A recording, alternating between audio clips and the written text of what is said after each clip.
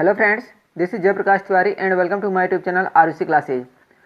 आज की वीडियो में हम डिस्कस करेंगे एक बहुत ही ज़्यादा महत्वपूर्ण टॉपिक, लेटर राइटिंग। अक्सर सभी एग्जामों में लेटर या एप्लीकेशन पूछा जाता है। तो आज के जो वीडियो में हम डिस्कस करेंगे एक फॉर्मल लेटर डिस्कस करेंगे। आपको पता होगा लेटर टू टाइप्स के होते हैं, एक को बोलते हैं फॉर्मल और एक को बोलते हैं इनफॉर्मल। तो जो फॉर्मल लेटर होते हैं उनमें जैसे किसी एडिटर को लेटर लिखना इस तरीके के आते हैं, तो एग्ज़ाम में अक्सर आजकल पूछे जाते हैं। तो जो मेरा लेटर रहेगा ये आपकी 9th 10th 11th 12th class के लिए इम्पोर्टेंट रहेगा, क्योंकि आजकल जो है 9th 10th से ही इस टाइप के लेटर पूछे जाने लगते हैं।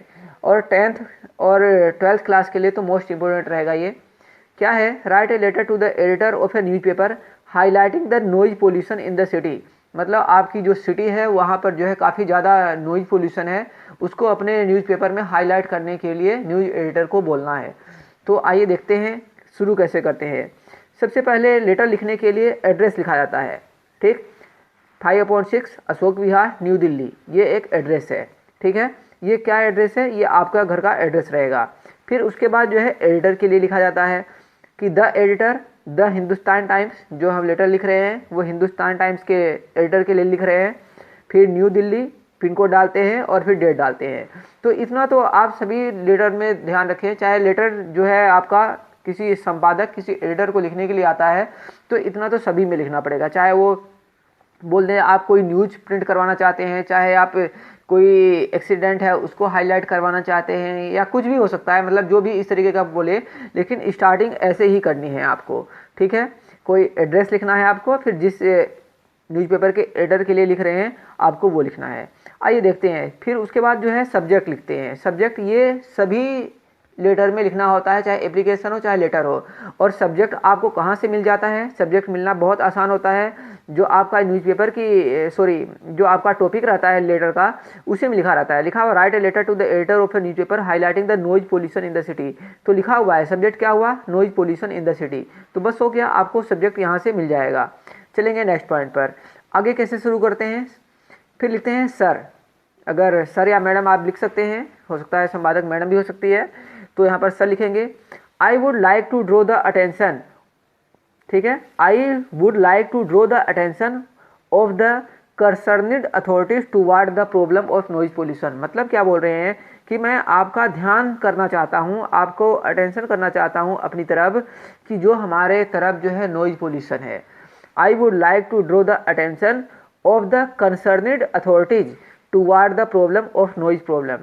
It is causing a great damage to the health of the city. की मतलब जो ये नॉइज पोल्यूशन है, आपको पता ही होगा कि आजकल जो है शहरों में कैसे धूम धड़ाका चलता रहता है, कभी पटाखे कभी ढोल नगाड़े पता नहीं क्या क्या डीजे वगैरह चलते रहते हैं। तो इससे क्या होता है? काफ़ी नुकसान होता है। किसका ऐसा नुकसान होता है? हेल्थ का नुकसान होता है। ठीक है, आदमी लोग अपना जो वर्किंग होते हैं, अपना डेली का काम नहीं कर पाते हैं, उनको परेशानी होती है। बड़ा शोर शराबे में कैसे अगर शोर होने लग जाए और आपको पढ़ने के लिए बोल दिया जाए तो आप भला क्या पढ़ पाओगे? तो लिखा हुआ है it is causing a great damage to the health of the city people and also affect their working efficiency. मतलब क्या बोल रहा है यहाँ पर? It is causing a great damage to the health of the city people.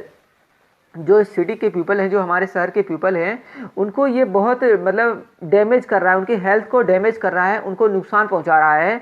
And also affect their working efficiency, और जो उनकी वर्किंग एफिशिएंसी है, जो उनकी कार्य क्षमता है, उसको भी प्रभावित करता है। अब आपको पता है होगा कि जैसे अगर खूब डीजे वगैरह बजाने लग जाएं तो ब्लड प्रेशर वगैरह हाई हो जाते हैं। जो मरीज़ हैं बीपी के, जो गर्भवती महिलाएं होती हैं, उनको इससे प्रॉब्लम होती है। तो काफ़ी इसमें हेल्थ को नुकसान पहुंचता है और अपना जो दैनिक कार्य होते हैं उनको भी करने में परेशानी होती है। अब नेक्स्ट जो पैराग्राफ लिखेंगे हम, अभी तो हमने बता दिया कि उसके क्या इफेक्ट पड़ रहे हैं हम पर। अब हम लिखेंगे कि ये कब से शुरू होता है, कैसे होता है, इसके विषय में थोड़ा हम डिटेल से बताएंगे। तो देख रहे हैं आप, the noise pollution begin with Ganpat festival. कि हम लिख रहे हैं कि ये जो फेस्टिवल, जो ये नॉइज पोल्यूशन है, गणपत फेस्टिवल से शुरू होता है। गणपत फेस्टिवल से शुरू होता है and last till the Navratri. और कब तक चलता है? नवरात्रि फेस्टिवल तक। तो यहाँ पर कोई ये मत समझना कि ये किसी के खिलाफ लिख रहे हैं हम बस एक लेटर लिख रहे हैं। इसमें हम किसी धर्म विशेष को टारगेट नहीं कर रहे हैं।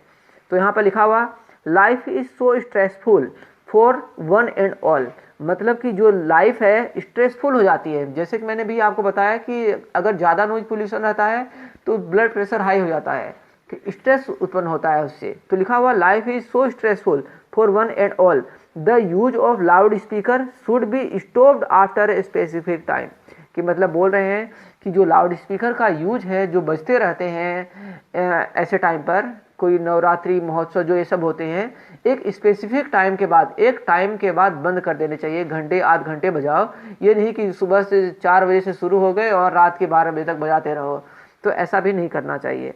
नेक्स्ट आगे की बात करेंगे।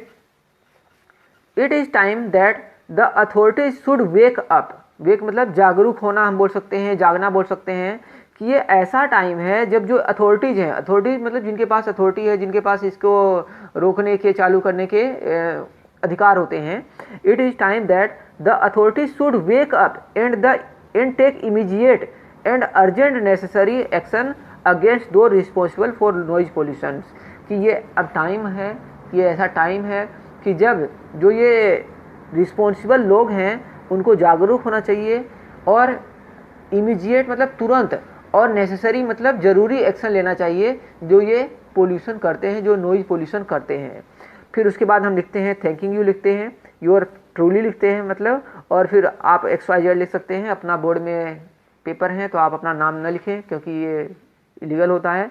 तो फ्रेंड इस तरीके से एक लेटर लिखना है आपको, एक संपादक के लिए, एक न्यूज़ एडिटर के लिए, नॉइज़ पोल्यूशन के लिए। अब यहीं पर क्या हो सकता है, थोड़ा चेंजेस अगर आप करना चाहेंगे तो यहाँ पर जैसे मैंने नॉइज़ पोल्यूशन लिखा है, आप यहाँ पर एयर पोल्यूशन लिख सकते हैं, ठीक है। और भी अगर कोई आप हेडिंग डाल के कुछ चेंजेस करना चाहते हैं तो उस तरीके से आप जो है लिख सकते हैं। तो फ्रेंड्स ये था एक इम्पोर्टेंट लेटर। अगर आप इसकी PDF चाहते हैं तो आप हमारे टेलीग्राम चैनल को ज्वाइन कर लें, जो कि डिस्क्रिप्शन बॉक्स में दिया हुआ है, और इसकी PDF प्राप्त कर लें। Okay friends, thank you for watching this video. मिलेंगे नेक्स्ट वीडियो में।